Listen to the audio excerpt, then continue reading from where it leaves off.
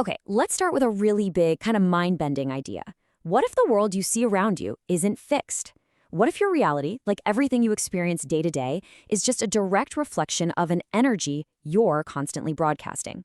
Now, this isn't just some philosophical thought experiment. It's a place where ancient wisdom and, get this, modern physics are actually starting to agree. And if it's true, well, it changes absolutely everything. So let this sink in for a second. You are more vibration than you are mass. I mean, at the quantum level, the very atoms that make up your body, they're over 99% empty space. Think about that. It means you're less of a solid object and way more like a complex, vibrating field of energy. And that's not me just being philosophical, that is straight up physics. So, okay, if you are made of energy and you can influence that energy, what does that actually mean for your life? Well, it means you've got way more power than you probably think. So the real question is, are you ready to shape your reality? Let's dive in and learn how to use it. All right, first things first, we gotta start with the core premise. Everything is vibrating energy. I mean, everything you can see, touch, or even think. At its most basic, fundamental level, it's just energy. Nothing is really static. Everything is constantly in motion, just vibrating. And look, this is not some new age fad, not at all. The whole idea that all is vibration is ancient stuff. We're talking about thinkers like Hermes Trismegistus teaching this thousands of years ago. It's this simple but incredibly profound idea. Everything from a solid rock to a fleeting thought has its own unique energetic signature.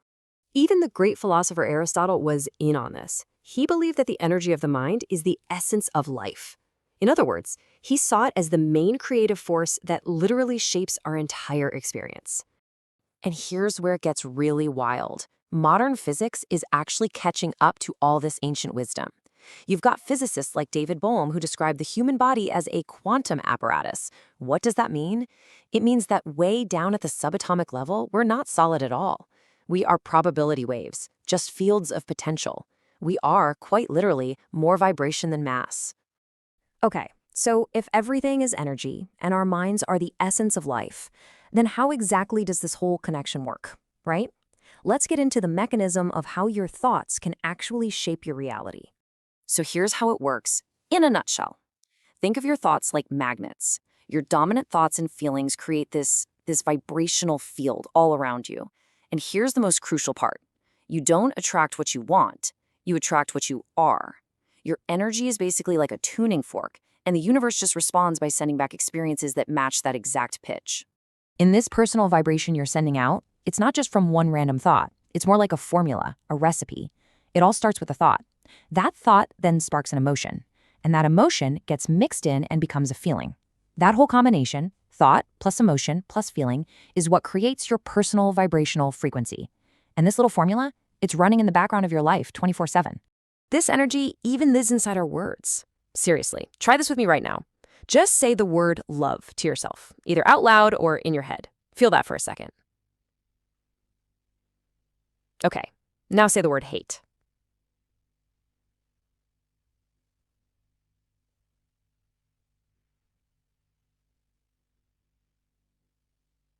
The difference is physical, right? You can actually feel it. One feels light and expansive, the other feels heavy and dense. That's because words carry their own frequency, and they directly impact how we feel. Now, I know what you might be thinking. This all sounds like a very modern self-help concept, right? But believe me, humanity's greatest thinkers have been wrestling with this exact idea for centuries. Let's take a look at the incredible philosophical history behind the power of the mind. I mean, across all of history, the best and brightest minds have all kind of circled the same core idea. We're talking Plato in ancient Greece talking about the soul's internal power. Fast forward to the 18th century, you have Kant arguing that our minds literally structure the reality we perceive, all the way to modern existentialists like Sartre. Time and time again, they all came to basically the same conclusion: our inner world is the architect of our outer experience. And this quote from Lao Tzu, it just perfectly captures that chain reaction. Watch your thoughts, they become words. Watch your words, they become actions. Watch your character, it becomes your destiny. It's a perfect roadmap, isn't it? It shows how you get from one tiny, fleeting thought all the way to your ultimate destiny, and it all starts in your mind. And what's cool is that different philosophies give us different strategies for this. On one hand, you've got the existentialist Albert Camus. He saw creating joy as this act of rebellion against what he saw as a meaningless world. But on the other hand, you've got the Stoic Seneca. He was all about mastering negative emotions to protect his inner peace, no matter what chaos was happening outside. So one is about actively creating the positive, and the other is about neutralizing the negative. Both are super powerful ways to manage your energy. Okay, so that's a lot of theory. We've talked about the what and the why, but now let's get to the most important part, right? The how. This is your practical, hands-on toolkit for actually taking control of your energy. So, how do you actually raise your vibration? That's the million-dollar question, isn't it? If we can influence our frequency, what are the best, most effective ways to do it? Well, let's look at 4 really powerful methods. First, there's meditation. Great for quieting all that mental chatter and connecting you to your inner energy. Then, there's energy healing, things like Reiki or acupuncture, which help clear out energetic blockages. You can also use affirmations and visualization to actively reprogram your subconscious mind for positive change. Or, hey, you can do one of the simplest and best things ever.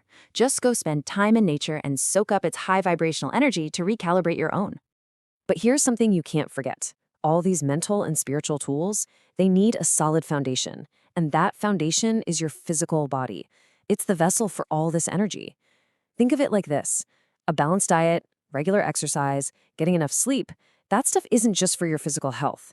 It's to make sure your life force, what some call ki or prana, can flow freely, just like an unobstructed river.